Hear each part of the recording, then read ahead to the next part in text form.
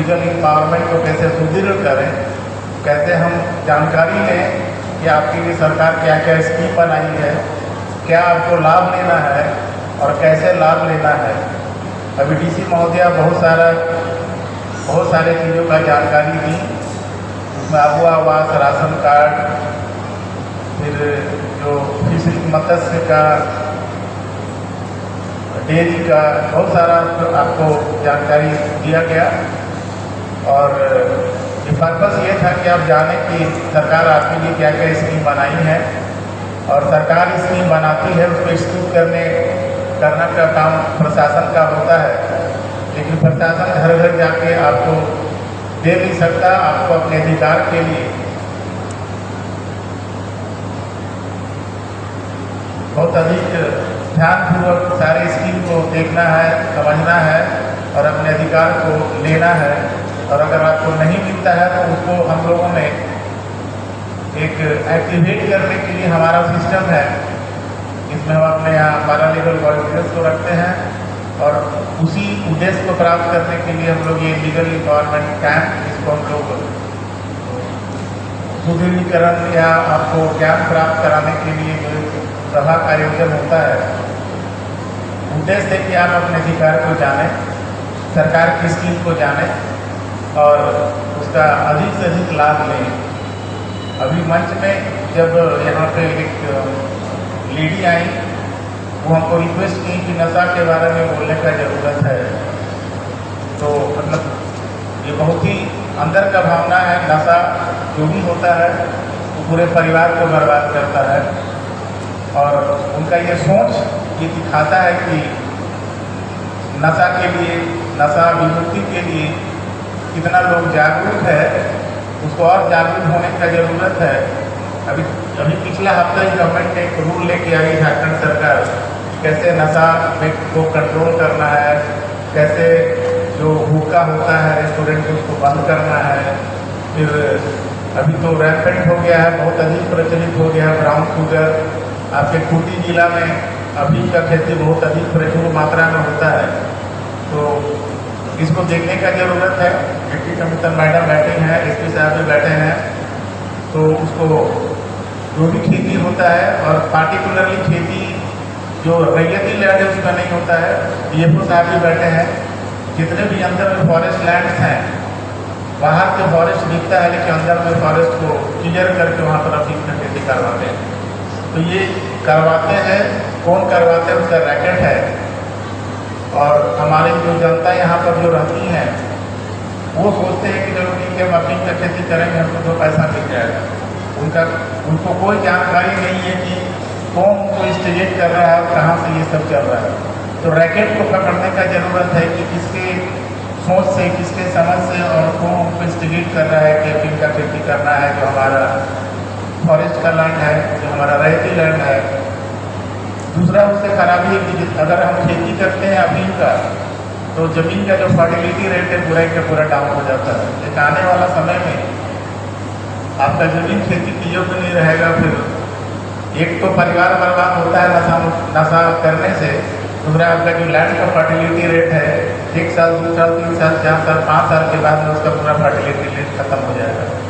तो उसमें एसपी साहब और डीसी महोदया को इसमें नज़र रखने का ज़रूरत है, लोकल थाना को नज़र रखने का ज़रूरत है, और कड़ी कार्रवाई करने की ज़रूरत है।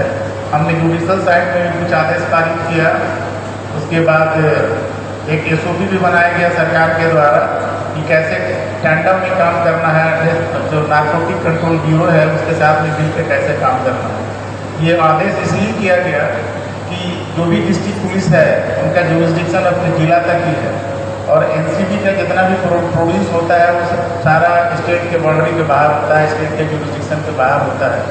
तो एनडीपीएस में जो हमारा narcotic drugs psychotropic substance act है, उसमें एक स्पेशल एजेंसी का क्रिएशन किया गया है जिसको नार्कोटिक कंट्रोल ब्यूरो बोलते हैं। उनका जुरिस्डिक्शन अक्रॉस द कंट्री है। तो जुडिशल साइड में हमने ऑर्डर पास करके जो जिला प्रशासन है, जिला पुलिस प्रशासन है, उनको हमने रिक्वेस्ट किया जुडिशल ऑर्डर के थ्रू कि आपसे अकेले सक्षम आपसे नहीं होगा, आपको एनसीबी के साथ मिलकर काम करना होगा, क्योंकि जितना भी ट्रैफिकियर्स हैं एनडीपीएस के चलते हैं वेस्ट बांग्लादेश से चलते हैं, कलकत्ता होके, धनबाद होके, फिर जाके फिर उसका स्मगलिंग होता है, ट्रैफिकिंग होता है, और हमारे पास हमारे जो यंग जनरेशन है, जो बच्चे पढ़ लिख रहे हैं, उसके पास आता है। तो हम लोगों ने झांसा के थ्रू भी इसका स्कीम लॉन्च किया है कि कैसे उसको उस पर काबू पाया जाए, कैसे स्ट्रिक्ट होके इस पर नज़र रखा जाए। तो ये अभी हम लोग शपथ भी लिए फर्स्ट हाफ में कि नशा को कैसे हम लोग को कंट्रोल करना है। सिर्फ यहाँ पढ़ने से नहीं होगा, थोड़ा उसको एक्सक्लूड करने का जरूरत है, उस कोर्स को, शपथ को। और अगर नशा जो हमारा पूरे जनरेशन को बर्बाद कर रहा है, यंग जनरेशन को, जो जिस पर की कंट्री का फ्यूचर डिपेंड कर रहा है, अगर वही ख़त्म हो जाएगा तो फिर हमारे देश का क्या होगा। उसको सोचने का ज़रूरत है बहुत सीरियसली, और इसमें प्रशासन और पुलिस प्रशासन को काफ़ी अधिक ध्यान देने का ज़रूरत है। जो सरकार स्कीम बनाई है, जो सरकार रेगुलेशन बनाई है, उसको डेटरेंट के रूप में यूज करके जो लोग भी पकड़ाते हैं, कड़ी से कड़ी सज़ा देने का है। और सज़ा देने के अलावा और हम एक रिक्वेस्ट करेंगे यहाँ से कि उसमें थोड़ा ये लॉ बहुत टेक्निकल, तो आपके जो भी इन्वेस्टिगेटिव ऑफिसर हैं, वो जो भी इन्वेस्टिगेशन करते हैं, तो उनको एक ट्रेनिंग देने का ज़रूरत है कि कैसे सीज करें, कैसे सीजर मेमो बनाएं, कैसे डिस्पोजल करें उस नारकोटिक्स को, और कोर्ट में कैसे प्रोड्यूस करें उसमें। तो ध्यान देने का ज़रूरत है। कुछ एक जजमेंट को नोट कर लीजिए, तो सारा मैडम दे दीजिए, इसको करके आपको इन्वेस्टिगेटिव ऑफिसर को देना है। क्योंकि अगर आप सीज करते हैं नारकोटिक्स को, अल्टीमेटली उसको सजा नहीं होता है, तो फिर ये एक्सेलरेशन होता है क्राइम का। तो सरकार जो स्कीम बनाई है उसको एक्सक्लूड करना है, लॉ को सरकार लाती है, एक्सक्लूड करना आपका काम है।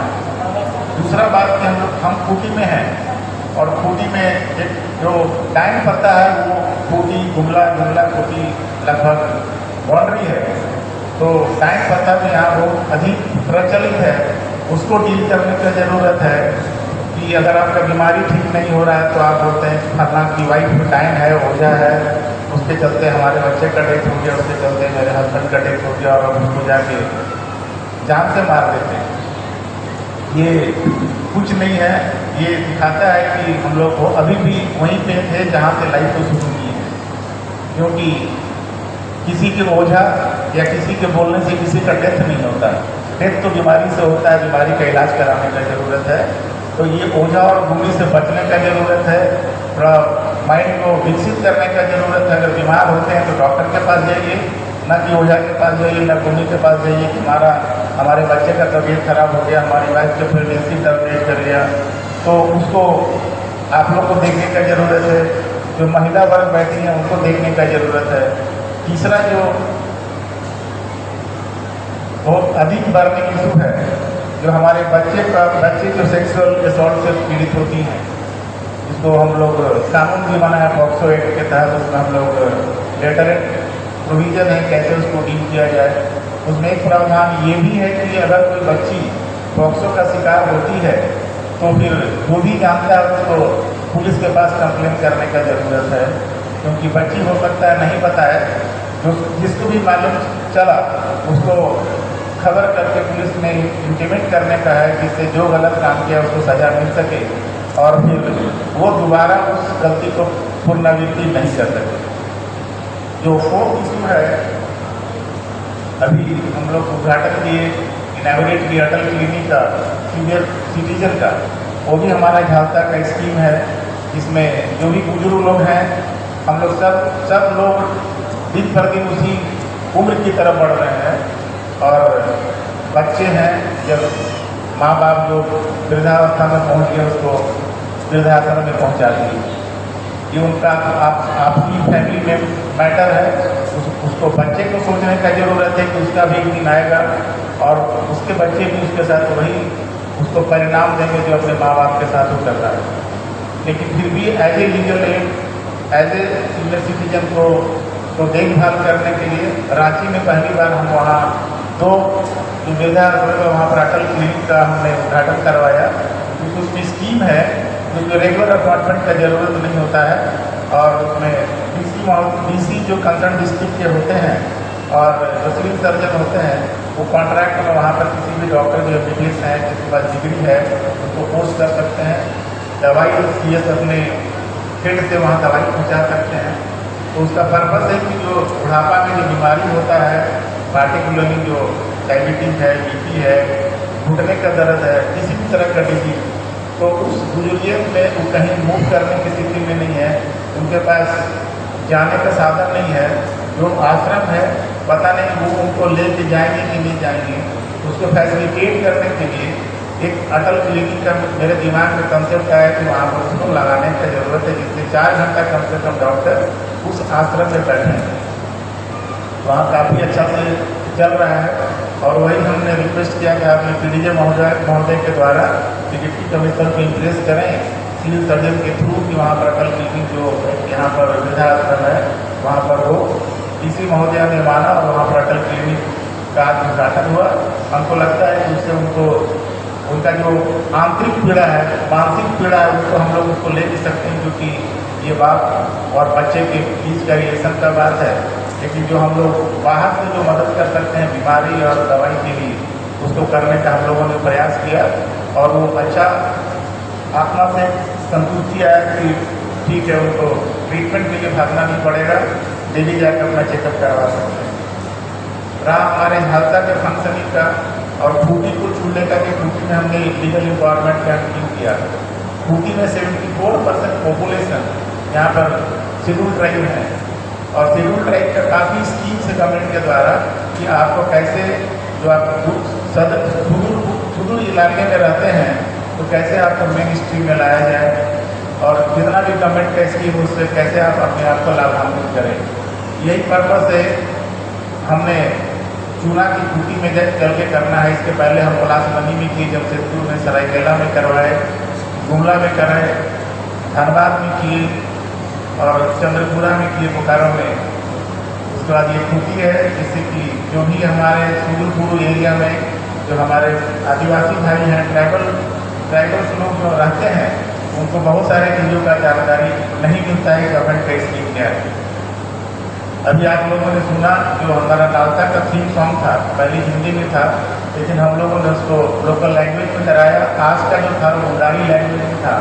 उसका मेन थीम है कि एक मुट्ठी हक हमारा भी आसमां पे। तो उसी एक मुट्ठी हक आसमां हमारा पे हम लोग ये कार्य कर रहे हैं नालसा के थीम सॉन्ग पर कि कैसे आपको आपका अधिकार मिले और आप अपने को समाज के मुख्य धारा से जोड़ पाके समाज को, अपने शहर को, अपने राज्य को और अपने देश को मजबूत कर सकें। और हम अंत में, क्योंकि काफ़ी गर्मी है इसलिए ज़्यादा लंबा नहीं लेंगे, अंत में हम जिला प्रशासन जो डिप्टी कमिश्नर महोदया लीड कर रही हैं as in the capacity of deputy commissioner, उनका हम काफ़ी शुक्रगुजार हैं कि उन्होंने कम समय में एक इतना अच्छा सारे लोग को जानकारी देने के लिए प्रोग्राम कराया। इसका हमको लगता है कि इसका दूरगामी परिणाम होगा। और उनसे एक और रिक्वेस्ट है कि जितना चीज़ भी हम लोग यहाँ बंद कमरे में कर रहे हैं उसका प्रचार प्रसार सुदूर इलाका में करें, जिससे कि जो लोग नहीं आ पाए उनको ये मालूम चले कि हमारे लिए सरकार क्या स्कीम बनाई है। इस तरह का भी स्कीम है, उसका प्रचार प्रसार होने की ज़रूरत है, जिससे सरकार की स्कीम का पूर्ण परिणाम जो उद्देश्य है उसको पूरा किया जा सके। हम पुलिस प्रशासन के भी आभारी हैं जो काफ़ी दुरुस्ती से और जो व्यवस्था को बना के रखे। हम जितने भी यहाँ पर और अन्य गणमान्य लोग उपस्थित हैं उनके भी आभारी हैं। हम अपने लास्ट में हम बोलेंगे कि हम जो हमारी chief minister justice Ajay Kumar query साहब जी, उनका भी हम अपने हार्ट और सोल से ग्रेटिट्यूड एक्सप्रेस करते हैं कि वो